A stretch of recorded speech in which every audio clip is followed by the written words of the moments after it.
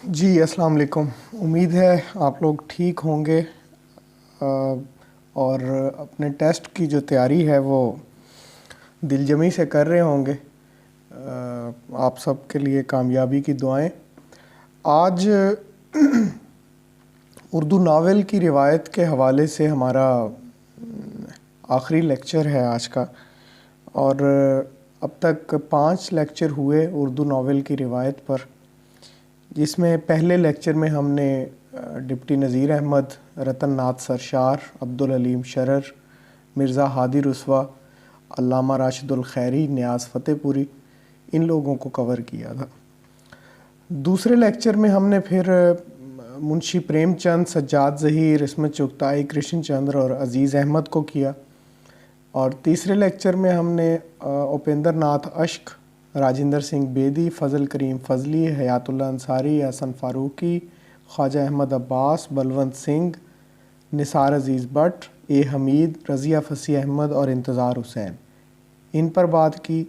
चौथे लेक्चर में हमने मुमताज़ मुफ्ती, कुरतुल ऐन हैदर, अल्ताफ़ फ़ातिमा, खदीजा मस्तूर, जमीला हाशमी, अब्दुल्ला हुसैन और इकरामुल्लाह पर बात की। और पाँचवा लेक्चर जो अब तक हुआ इस सिलसिले का, सेकंड लास्ट भी आप उसको कह सकते हैं, उसमें हमने शौकत सिद्दीकी, ग़ुलामुस सकलैन नकवी, अनवर सज्जाद, मसूद मुफ्ती, सदीक़ सालिक और अनीस नागी और बानो कुदसिया, इन पर हमने बात की थी। तो आज हम जो हमारे मुआसिर नावल निगार हैं और उनमें से बेशतर हयात हैं और उर्दू नावल का बड़ा मोतबर नाम है, और ख़ास तौर पर पाकिस्तान में, चूँकि हम जिस अप्रोच के साथ इस टॉपिक पे बात कर रहे हैं उसमें हम उर्दू नावल की रिवायत को इसी तरह से देख रहे हैं कि जो सरहद के इस तरफ नावल लिखा गया, सरहद के उस पार हिंदुस्तान में भी बहुत से उर्दू नावल निगार बहुत बड़े मौजूद हैं, मुशर्रफ आलम ज़ौकी साहब जैसे। लेकिन हम चूँकि ये अपने पंजाब पब्लिक सर्विस कमीशन के इम्तिहान की नुक्ता नज़र से चीज़ों को पढ़ रहे हैं, उनको देख रहे हैं, तो इस वजह से हमारे लिए अहम ज़्यादा हैं जो पाकिस्तान में मौजूद हैं नावल निगार। और उनमें आज हम मुस्तनसर हुसैन तारड़ से बात का आगाज़ करेंगे, और मुस्तनसर हुसैन तारड़ के बाद फिर हम हसन मंज़र और मिर्ज़ा अतर बेग, शम्सुर रहमान फ़ारूकी का चूँकि नावल हमारी सिलेबस का हिस्सा है तो इस वजह से उस पर भी थोड़ी सी बात आ जाएगी। तो इस तरह से करके आज की हम डिस्कशन में अपनी इसको नावल की रिवायत को ख़त्म करेंगे इंशाल्लाह। तो जनाब, सबसे पहले आज हम मुस्तनसर हुसैन तारड़ के हवाले से बात कर रहे हैं। मुस्तनसर हुसैन तारड़ 1939 को लाहौर में पैदा हुए। मुस्तनसर हुसैन तारड़ की जो अदबी मैदान में वजह शोहरत है, मतलब तालीमी हवाले से भी आप अगर इनके बारे में कुछ सवानें पढ़ लें तो बेहतर है। इनका जो तालीम का सिलसिला है, गवर्नमेंट कॉलेज से ये पढ़े हुए हैं और फिर ये इन्होंने टेक्सटाइल इंजीनियरिंग की। तो बहरहाल अदब के मैदान में सफ़रनामा निगार की हैसियत से इनकी ज़्यादा जो शोहरत का बड़ा हवाला है वो ये है। फिर नावल निगार हैं, ड्रामा निगार हैं, फिर टीवी प्रोग्राम्स के ज़रिए भी इनको हमारे इस अदबी मंजरनामे पर भी और अवामी हलकों में भी बहुत अहमियत मिली। इनका पहला नावल प्यार का पहला शहर 1975 में ये शाया हुआ। ये नावल एक रोमानवी दास्तान है जिसके 2 मरकज़ी किरदार हैं, सनान और पास्कल। सनान जो है ये पाकिस्तानी सयाह हैं जो पेरिस की सैर को जाते हैं या वहाँ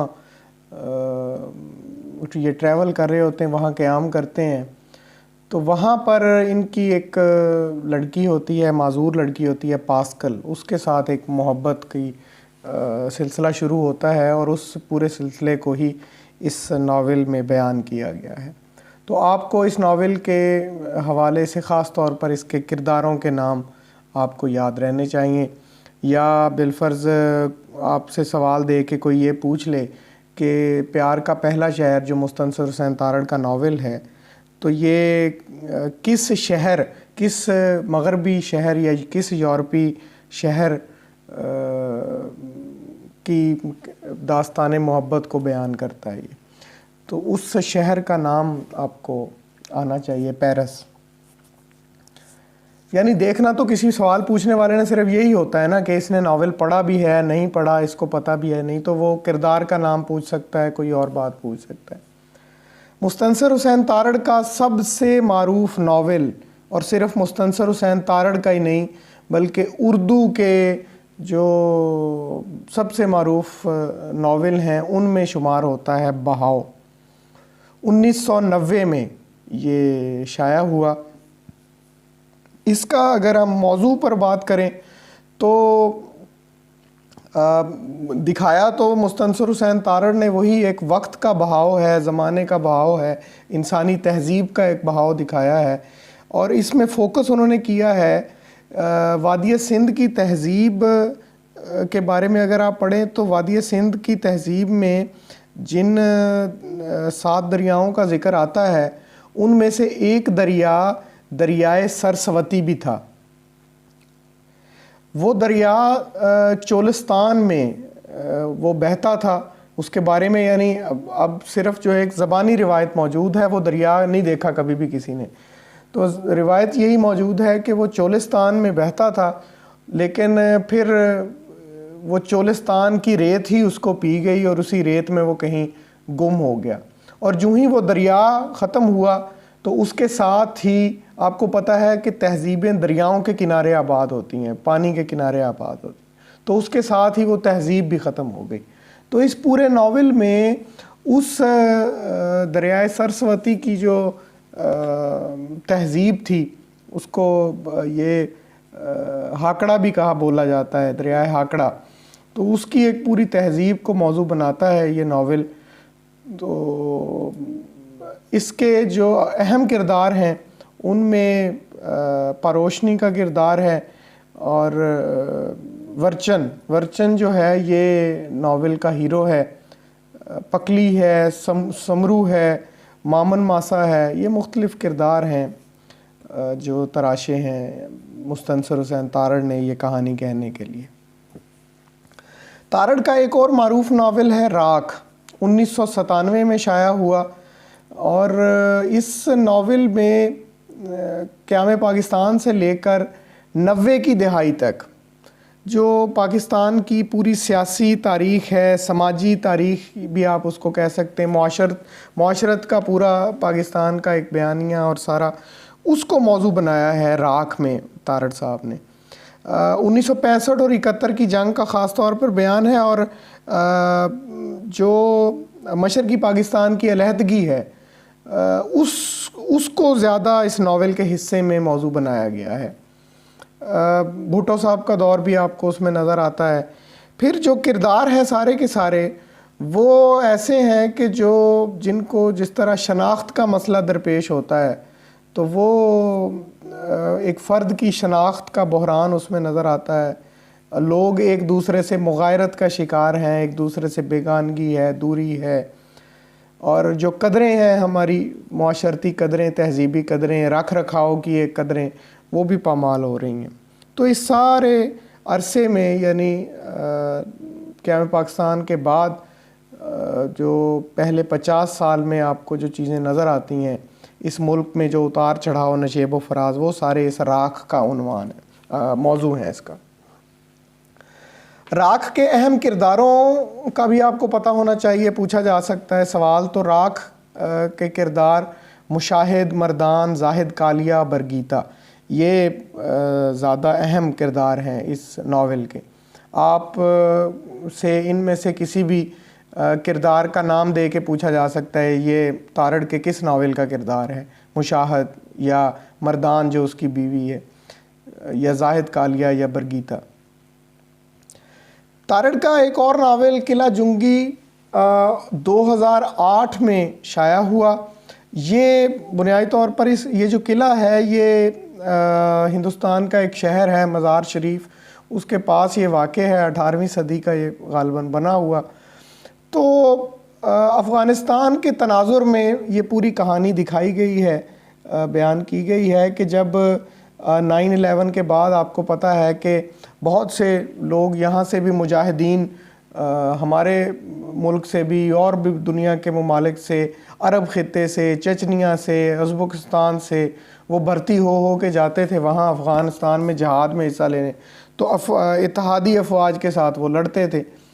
تو اس پورے ایک منظرنامے کو اس ناول میں دکھایا گیا ہے کہ وہ بنیادی طور پر اتحادی فوج کے ساتھ تو بعد میں لڑتے ہیں، طالبان کے بھی آپس میں گروپ بنے ہوئے تھے کچھ، تو 2 گروپس آپس میں لڑ پڑتے ہیں اور آپس میں ہی وہ ایک دوسرے کو مارتے ہیں، قتل و غارت گری شروع ہوتی، خانہ جنگی کی کیفیت، اور پھر اتحادی فوج پیچھے سے آتی ہے، وہ آ کے وہاں پہ بم شم گراتی ہے، اور پھر کوئی 7 دوست ہیں یا 7 مجاہدین ہیں جو اس قلعے میں اس کے تہہ خانے میں جا کے پناہ لیتے ہیں، زخموں سے وہ چور ہیں، اور پھر وہ وہاں پر ایک دوسرے کو اپنی کہانی سناتے ہیں۔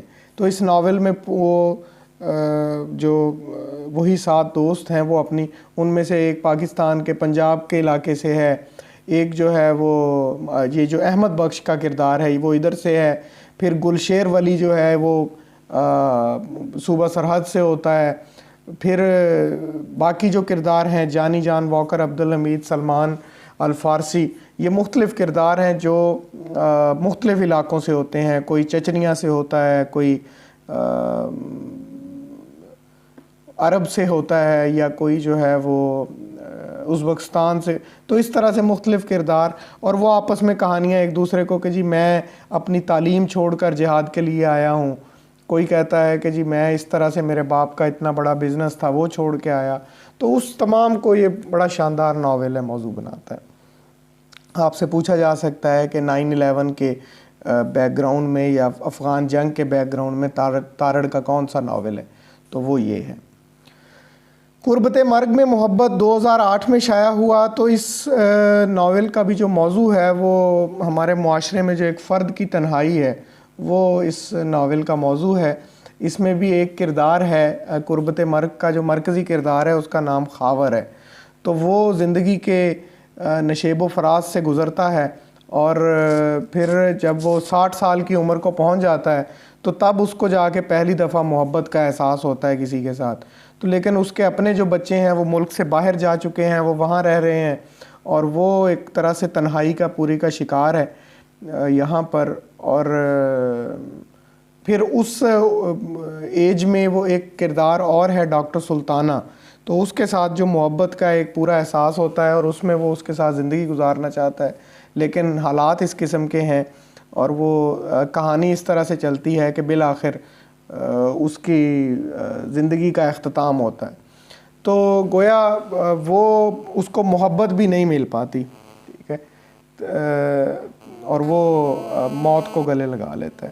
تو اس طرح سے اس ناول کا پورے کا ایک کہانی چلتی ہے۔ آپ کو کرداروں کے نام یاد رہنے چاہیے۔ آپ سے بالفرض پوچھ لیا جائے ان میں سے کوئی بھی خاور، عابدہ سمرو یا ڈاکٹر سلطانہ یہ کس ناول کے کردار ہیں، تو قربت مرگ میں محبت کے۔ خس و خاشاک زمانے 2010 میں یہ ناول آیا، یہ بھی بڑا مشہور ہوا ناول، تارڑ کا بڑا اچھا ناول۔ اس ناول میں تارڑ صاحب نے ایک ایسے خاندان کی کہانی بیان کی ہے کہ جو ماڈرن بھی ہوتا ہے، وقت کے ساتھ ساتھ جو قدریں بدلتی ہیں وہ بھی اس میں نظر آتی ہیں، اور پھر ساتھ ہی ساتھ وہ اپنے جو ایک انسان کی ایک مذہبی وابستگی ہوتی ہے یا اس کی جو جڑیں ہوتی ہیں اس سے اس کی وابستگی ہوتی ہے، وہ اس طرف بھی کھنچتے ہیں لوگ، اور وہ ایک کشمکش کی پوری کی کیفیت ہے۔ اور پھر اس میں کچھ لوگ ایسے بھی ہیں، آپ کو پتہ ہوتے ہیں ہر گھر میں، ہر خاندان میں، ہر علاقے میں، جو اپنے گروہی یا نسلی رویوں پر بہت زیادہ فوکس کرتے ہیں، اور اپنی نسل کی بار بار بات کرنی، اپنی ذات کی، اپنی قوم کی، تو وہ لوگ، اور وہ ماڈرن بھی ہونا چاہتے ہوتے ہیں، تو یہ اس قسم کا ایک تضاد جاری رہتا ہے انسانوں میں۔ پھر اس ناول میں انہوں نے دکھایا ہے کہ پاکستانی معاشرے کی اخلاقیات کس طرح بدلی ہیں وقت کے ساتھ ساتھ پچھلے 50 60 70 سالوں میں، اور وہ اخلاقیات بدلنے کے ساتھ ساتھ قدروں میں بھی فرق آیا ہے، اور مغربی طرز زندگی جو ہے، مغربی طرز زندگی کو بھی اپنا رہے ہیں لوگ، اور اس میں پھر کچھ جگہوں پہ ہم جنس پرستی کو بھی موضوع بنا رہے ہیں وہ، اور پھر اسی ناول میں وہ دکھاتے ہیں کہ بھئی جب پاکستان چھوڑ کر کچھ لوگ باہر چلے جاتے ہیں اور وہاں جا بستے ہیں امریکہ یا کینیڈا میں، تو ادھر سے 9/11 ہو جاتا ہے، تو 9/11 کے بعد ان لوگوں کے ساتھ کیا رویہ ہوتا ہے مغربی ملکوں کا یا پہلی دنیا کا، تو وہ سارا اس ناول میں دکھاتے ہیں۔ یہ اس کے اہم کردار بخت جہاں، اچھو شیخ، امیر بخش، سرو سانسی، ماما ماسن، انعام، مالو، نور بیگم، مطلب ان میں سے جو اگر آپ 2-3 کے نام بھی، مثلا بخت جہاں کا نام آپ کو یاد رہنا چاہیے، امیر بخش کا نام یاد رہنا چاہیے، سرو سانسی کا نام آپ کو یاد رہنا چاہیے، تو یہ ہے جی تارڑ کا ناول خس و خاشاک زمانے۔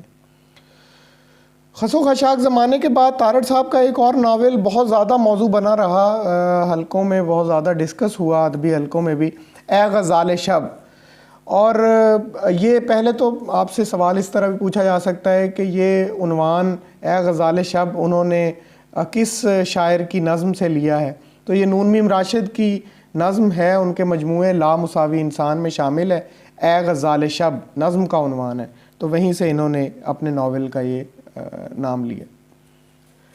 یہ ناول زیادہ ڈسکس اس وجہ سے بھی ہوا کہ جو سوویت یونین کا زوال ہے، سوویت یونین کے زوال کے بعد جو پاکستان میں سوشلسٹ انقلاب کا خواب دیکھنے والے لوگ تھے، یا پوری دنیا میں ایک سوشلسٹ انقلاب کے حامی تھے، تو ان کو بڑا جھٹکا ایک لگا، اور اس ناول میں بھی سوویت یونین کے خاتمے کے بعد پیدا ہونے والے احساسات اور حالات کو ہی موضوع بنایا گیا ہے۔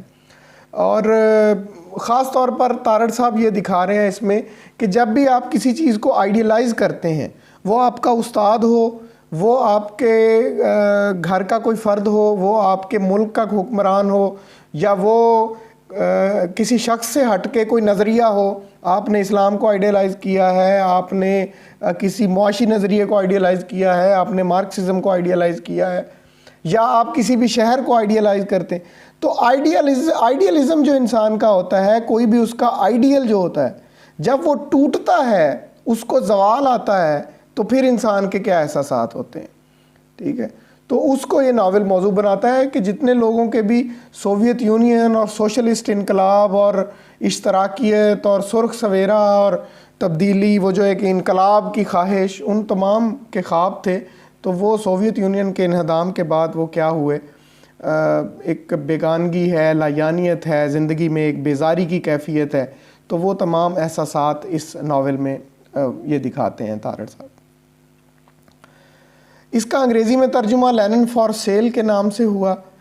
اگر اس کے اہم کرداروں کی بات کی جائے تو اے غزال شب کا سب سے اہم کردار عارف ہے، پھر روما ہے، روما جپسی جو جینا اسلام ہے، ظہیر الدین کا ایک دوست، وہ اس کا اہم کریکٹر ہے، وارث چودھری ہے، ظہیر ہے، قادر قریشی، مختلف کردار ہیں یہ۔ تو اے غزال شب، آپ سے بالفرض سوال پوچھ لیا جائے کہ مستنصر حسین تارڑ کا کون سا ناول سوویت یونین کے زوال کو موضوع بنا رہا ہے، یا آئیڈیلزم کے اختتام کو، یا اس کے ٹوٹنے پر لوگوں کے کیا جذبات ہوتے ہیں، اس کو موضوع بنا رہا ہے، تو یہ اے غزال شب ہے۔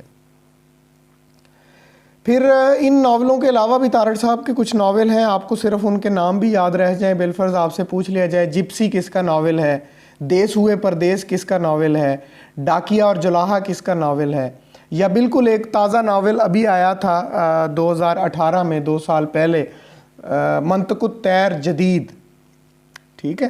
تو یہ اس کا نام انہوں نے تارڑ صاحب نے اپنے انٹرویو میں بتایا بھی ہے کہ جو فرید الدین عطار تھے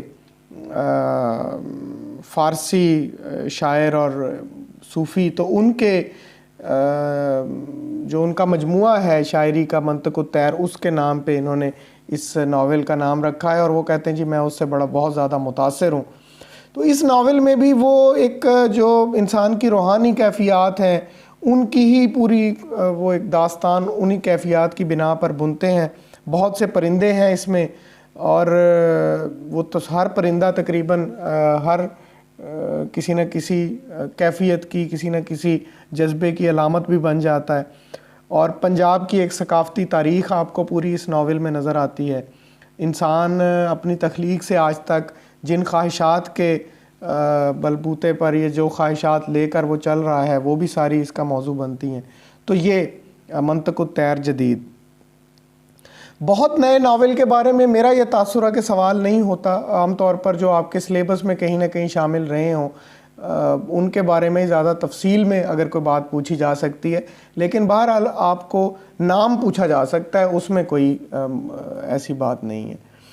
اس کے علاوہ تارڑ صاحب کے دو ناولٹ بھی ہیں. فاختہ ایک ناولٹ ہے ان کا، اور ایک پکھیرو. پکھیرو جو ہے یہ پنجابی کا ناولٹ ہے ان کا، اور یہ دونوں پھر ایک ہی کتاب کی صورت میں، پرندے ایک ہی کتاب ہے تو اس میں یہ دونوں ناولٹ شائع ہوئے. مستنصر حسین تارڑ کے بعد بہت اہم نام ایک حسن منظر ہیں. 1934 میں یو پی میں پیدا ہوئے ہیں حسن منظر. ایف سی کالج لاہور سے پڑھے ہیں، اور K E medical college, king Edward medical college سے انہوں نے MBBS کیا، اور یہ ماہر نفسیات ہیں، میڈیکل ڈاکٹر ہیں. ان کا پہلا ناول ہے الآصفہ، 2006 میں چھپا، بالکل ایک منفرد موضوع پر. یہ چونکہ کافی عرصہ سعودی عرب میں بھی رہے تو انہوں نے وہاں پر اس عرب معاشرے کو آبزرو کیا. تو اس ناول کا جو موضوع ہے وہ تیل کی دریافت سے پہلے عربوں کے کیا حالات تھے، عربوں کی تہذیب کیسی تھی، معاشرت کیسی تھی، اس کو یہ ناول موضوع بنا رہا ہے. پھر ان کا دوسرا بڑا اہم ناول دھنی بخش کے بیٹے 2008 میں چھپا. تو اس میں جو سندھ کے لوکیل پر اس کو ناول کو لکھا گیا. سندھ کے پسے ہوئے طبقے کی جو زندگی ہے، ان کی مجبوریاں، اور خاص طور پر جو سندھ کے حالات یا اس معاشرے کے حالات کو بدلنے کی خواہش، اور وہ خواہش کس طرح سے ٹوٹتی ہے اور انسان پھر جو ہے وہ اس زندگی سے فرار حاصل کرتا ہے کہ بھئی یہاں پر تبدیلی نہیں آ سکتی، یہاں پر کوئی چیز نہیں بدل سکتی. اس سے فرار حاصل کر کے وہ مغربی زندگی گزارتا ہے، لیکن ظاہر ہے اپنے خطے کے ساتھ ایک تہذیب اور اس خطے کے ساتھ اس کی کشمکش کا عمل جاری رہتا ہے. تو اس میں وہ دھنی بخش کے جو 3 بیٹے ہیں، احمد بخش ہے، علی بخش ہے، تو اس طرح سے کچھ کردار ہیں اس میں، آپ ان کے نام بھی یاد کر سکتے ہیں. پھر ان کا ناول ایک انسان ہے انسان 2014 میں چھپا، اور اس میں مطلب اس کی کوئی ایز سچ کو بہت زیادہ سپاٹ کہانی نہیں اس میں آپ کو ملتی. مطلب ایک کردار ہے تلمیذ الرحمن کا. تو وہ ایک ایسا انسان ہے کہ اسی طبیعت میں ایسی کوئی اضطراب اور بے چینی اور ایسی بے سکونی ہے کہ وہ مطلب جیسے ڈھونڈ کر ایسے کام کرتا ہے جس میں اس کا نقصان ہو، اس کا خسارہ ہو. تو اس پورے ناول میں انسان کی اس نفسیاتی کیفیت کو موضوع بنایا گیا ہے جو انسان کو سکون نہیں لینے دیتی یا اس کو ہر وقت بے چین رکھتی ہے. دیگر اگر ہم ناول حسن منظر کے 2-3 اور ناول بھی ہیں ان کی بات کریں، ان میں ماں بیٹی ہے، بیر شبا کی لڑکی ہے، اور وبا ہے، اور ایک ان کا ناول حبس، یہ بھی نسبتاً نیا ناول ہے. تو حبس کا موضوع جو ہے وہ فلسطین کی جو پوری ایک منظر ہے وہ اس میں پیش کیا گیا ہے. اس میں ایک کریکٹر وہی ہے جو اسرائیل کا وزیر اعظم تھا، ایرک شرون. تو وہ اس کی ایک نفسیاتی کیفیت کہ جو اس نے فلسطینیوں پر ظلم کیا، وہ کس طرح کی ایک نفسیاتی کیفیت میں ہے، اس کو کیا کان میں آوازیں سنائی دیتی ہیں، کیا چیزیں. آپ کو پتہ ہے، ظاہر ہے میں نے بتایا کہ یہ ماہر نفسیات ہیں، تو اس وجہ سے انہوں نے اس کی پوری نفسیاتی کیفیت کو موضوع بنا کے وہ ناول لکھا ہے. تو آپ کو ان ناولوں کے نام لازمی یاد رہنے چاہیے۔ شمس الرحمن فاروقی 1935 میں الہ آباد میں پیدا ہوئے۔ آپ کو پتہ ہے ان کی شہرت کا ایک حوالہ ان کا بڑا اہم رسالہ شب خون ہے۔ اس کے علاوہ شمس الرحمن فاروقی بطور نقاد اپنی ایک حیثیت رکھتے ہیں اردو دنیا میں۔ ان کا ناول کئی چاند تھے سرے آسماں 2006 میں منظر عام پر آیا، اور بہت جن ناولوں پر بہت بات ہوئی ہے اردو کے چند ناول، ان میں ان کے اس ناول کا شمار ہوتا ہے۔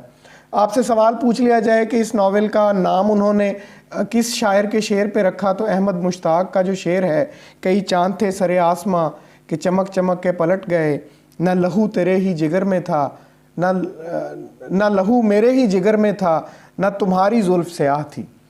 تو یہ احمد مشتاق کے شعر سے انہوں نے سنا۔ اگر اس ناول کے موضوع کی بات کریں تو 19ویں صدی جو ہے، 19ویں صدی کا نصف اول، یعنی آپ 1810-12 سے شروع ہوتی ہے کہانی غالباً یہ، اور 1857 کے قریب تک جاتی ہے یہ۔ اور اسی دور کے جو دلی کے حالات ہیں، دلی کی زندگی ہے، معاشرت ہے، تہذیب ہے، اس تمام کو انہوں نے پیش کیا ہے۔ کہانی اس میں بیان کی ہے انہوں نے نواب مرزا داغ دہلوی کی والدہ وزیر بیگم کی۔ وزیر بیگم اس کا مرکزی کردار ہے اس ناول کا، تو گویا آپ اس کو بھی تاریخی ناول ایک کہہ سکتے ہیں، کیونکہ اس میں تاریخ بیان ہوئی ہے۔ تو وہ وزیر بیگم کی کہانی ہے۔ وزیر بیگم جس کی اس ناول میں دکھایا جاتا ہے، 4 لوگوں سے شادی ہوتی ہے اس کی، وہ جس سے شادی ہوتی ہے اس کے ساتھ کوئی نہ کوئی حادثہ ہوتا ہے، وہ مر جاتا ہے، پھر کسی اور کے عقد میں جاتی ہیں، پھر کسی اور، ایسے یہ سلسلہ چلتا ہے۔ اس سے ہٹ کے ایک انگریز ولیم فریزر کا قتل ہوا تھا دلی میں، تو اس کی بھی بہت زیادہ اس قتل کا بھی چرچا رہا، اور تاریخ کا بڑا اہم واقعہ تھا وہ۔ تو اور وہ ولیم فریزر کو جو قتل کروایا تھا نواب شمس الدین نے، ان کو پھر پھانسی ہو گئی تھی۔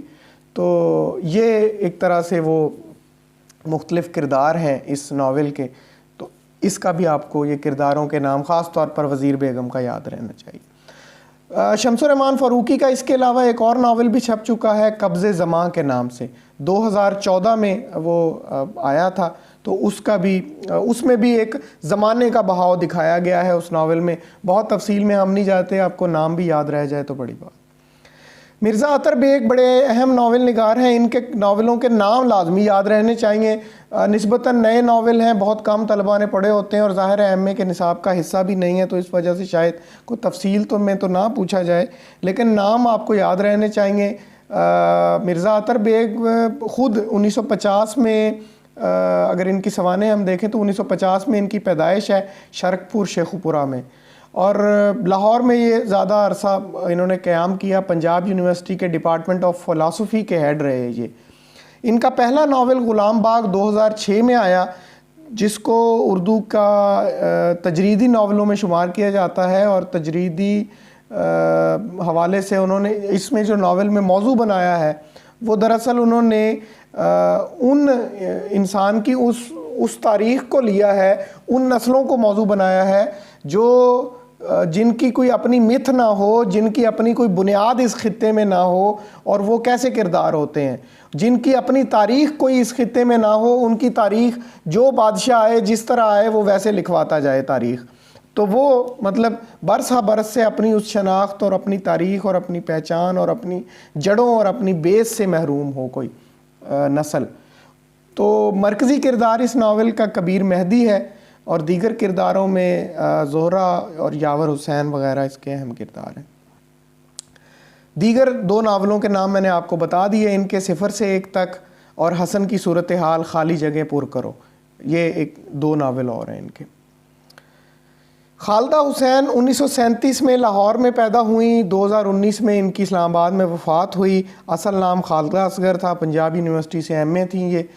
خالدہ حسین کا ایک ہی ناول ہے، آپ کو اس کا نام لازمی یاد رہنا چاہیے، کاغذی گھاٹ، اور اس ناول میں انہوں نے موضوع بنایا ہے پاکستان کے سیاسی سماجی منظرنامے کو ہی، جو پاکستان کے سیاسی نظام کی خرابیاں ہیں، اور خاص طور پر پاکستان پر جو بار بار آمریت کا ایک دور مسلط ہوا، اس تمام کی خرابیاں اور اس کی وجوہات، ان کو انہوں نے اس ناول میں پیش کیا ہے۔ گویا دوسرے لفظوں میں کہہ سکتے ہیں کہ پرایوں سے آزادی کا حاصل کر کے اپنوں کی غلامی میں آنے کو ایک طرح سے بڑا یہ ان کا سینٹیمنٹل پوائنٹ آف ویو ہے ان کا اس ناول میں. یہ جی جو ہم نے تھوڑا سا تفصیل سے جن کے بارے میں پڑھا. کچھ اور ناول نگار ہیں جن کے نام ناولوں کے آپ کو یاد رہنے چاہیے. مثلاً عاصم بٹ ہیں, ان کے 3 ناول ناتمام, دائرہ, بھید. کسی بھی ناول کا نام دے کر پوچھ لیا جائے تو یہ عاصم بٹ کے ناول ہیں یہ. پھر محمد حمید شاہد ہیں. حمید شاہد کا ناول ہے مٹی آدم کھاتی ہے. پھر ہیں اختر رضا سلیمی, ان کے معروف ناولوں میں جاگے ہیں خواب میں اور جندر. پھر ایک سید محمد اشرف ہیں, ان کے 2 ناول بڑے معروف ہیں, ایک نمبردار کا نیلا اور ایک آخری سواریاں. علی اکبر ناطق کا بھی مشہور ناول ہے, آپ کو پتہ ہونا چاہیے, 9 لکھی کوٹھی. خالد فتح محمد ہیں, ان کے کوئی 7-8 ناول ان کے شائع ہو چکے ہیں. پری پہلا ناول تھا ان کا. پھر ان کے دیگر ناولوں میں خلیج, ٹبا, سانپ سے زیادہ سیراب, شہر مدفون, اے عشق بلاخیز, کوہ گراں اور زین, یہ ان کے خالد فتح محمد کے ناول ہیں. طاہرہ اقبال کے پہلا ناول ان کا نیلی بار آیا اور اس کے بعد پھر گراں آیا, تو یہ بھی آپ کو نام ان کے خاص طور پر یاد رہنے چاہیے. صفدر زیدی کا ناول ہے بھاگ بری, اس کا بھی پتہ ہونا چاہیے. سید کاشف رضا کا ایک ناول چھپا اسی دوران, 4 درویش اور ایک کچھوا, اس کا بھی آپ کو نام یاد رہنا چاہیے. تو یہ کچھ آپ کے یعنی یہ وہ ناول ہیں جو بالکل ایسے پچھلے کچھ عرصے میں ہی شائع ہوئے, پچھلے 5 سالوں میں, 6 سالوں میں, 8 سالوں میں. تو یہ وہ ناول ہیں, ان کے بارے میں بھی آپ کو تھوڑا تھوڑا پتہ ہونا چاہیے. تو یہ تھی جناب ناول کی پوری تاریخ اور ناول کی پوری روایت, جس کو ہم نے 6 لیکچرز میں کور کیا ہے. اور میرا خیال ہے اب آپ اس کو ایک دفعہ دوبارہ ساری روایت کو ضرور دیکھیے گا, خاص طور پر جو بڑی چیدہ سی کچھ ہم نے چیزیں ناولوں کے نام سے ہٹ کے, کرداروں کے نام کے حوالے سے, موضوعات کے حوالے سے, کسی ناول کا نام کسی شعر پر رکھا گیا ہے تو اس حوالے سے, تو یہ آپ لازمی اس کو دیکھ لیجئے گا. تو آج کے لیے اتنا ہی جی. نیکسٹ ہم پھر انشاءاللہ کسی اور صنف پر بات